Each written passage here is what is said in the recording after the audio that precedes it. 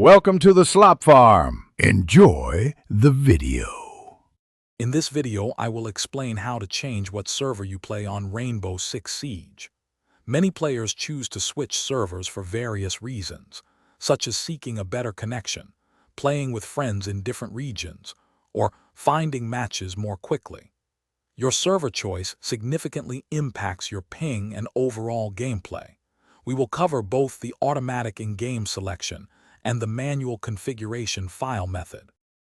Rainbow Six Siege usually connects you to the data center with the lowest latency, aiming for the best possible connection. While there isn't a direct option within the game's matchmaking settings to pick a server, you can select different regions when setting up a custom game.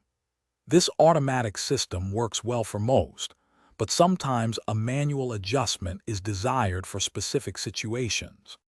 To manually change your server, first close the game. Navigate to your Documents folder, then My Games, then Rainbow Six Siege, and finally your unique Ubisoft ID folder. Open the game settings.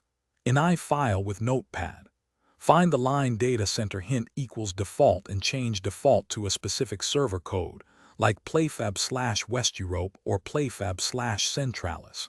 Save the file, then restart the game to see your new server.